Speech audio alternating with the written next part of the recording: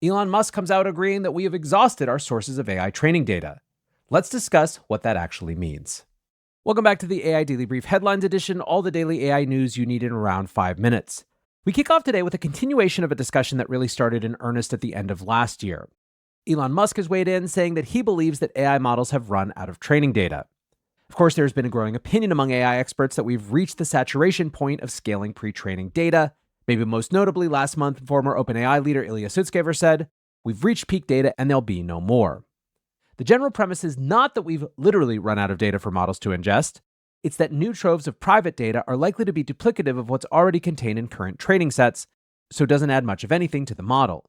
In a live stream conversation on Wednesday, Elon Musk weighed in on the issue for the first time, saying, "We've now exhausted basically the cumulative sum of human knowledge in AI training. That happened basically last year." Now, the solution to this isn't clear.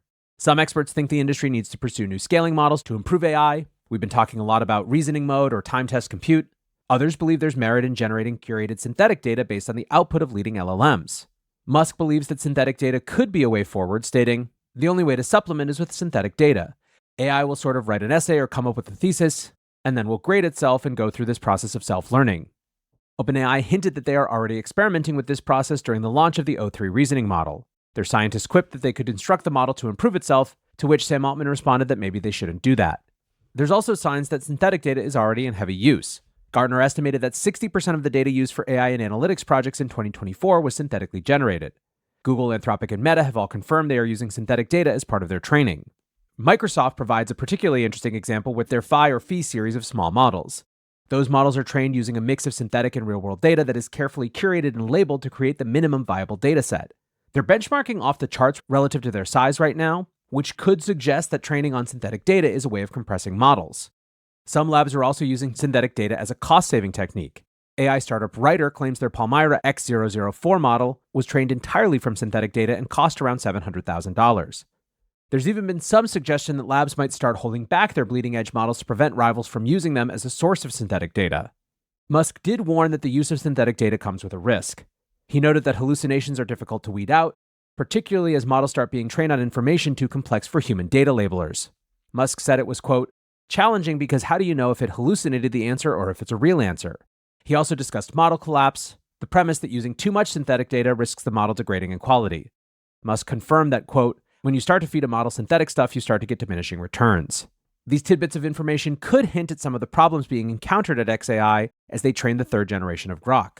That model is likely to be the first in the world trained on a 100,000 GPU cluster and was intended to be released by the end of last year. People are all over the place when it comes to this conversation.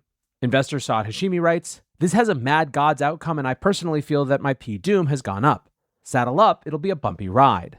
Evan Owen writes, "Synthetic data is the plastics of data. It's not part of the natural life cycle and we don't know yet what happens long-term if we just keep recycling it into training sets.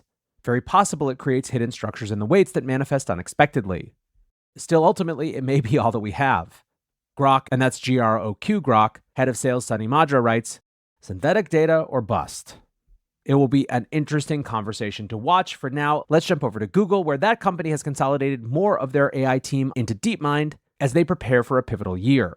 On Thursday, Logan Kilpatrick, the lead of product for Google's AI studio, said that his team would be moving over to DeepMind, which is, of course, Google's AI research division. He posted, "This move will allow us to double down on our already deep collaboration and accelerate the research to developer pipeline. The mission for our team stays the same. Build the world's best AI developer platform, which brings the latest models, tools, and techniques from Google to external developers so y'all can build the future." Google AI Studio is largely responsible for the Gemini API and productization of the company's AI technology. In October, Google moved the team behind the Gemini app to DeepMind, stating, "Bringing the teams closer together will improve feedback loops, enable fast deployment of our new models in the Gemini app, make our post-training work proceed more efficiently, and build on our great product momentum."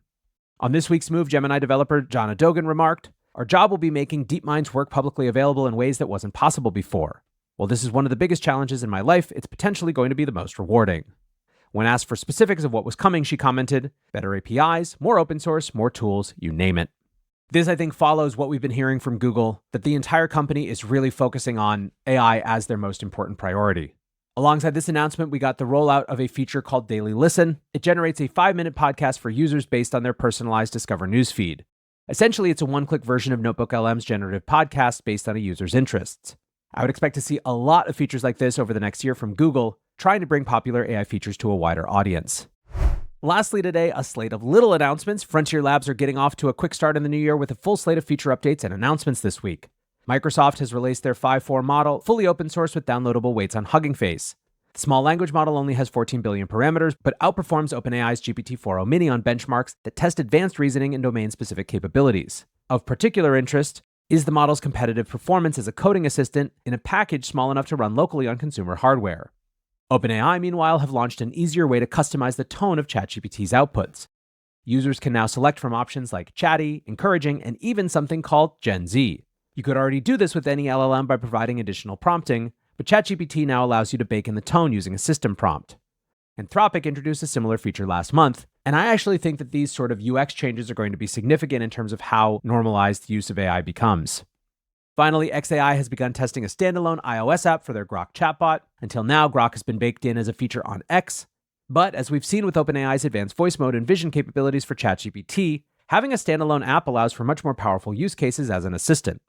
Grok's FAQ page is also teasing the launch of Unhinged mode, which was first announced by Elon back in April.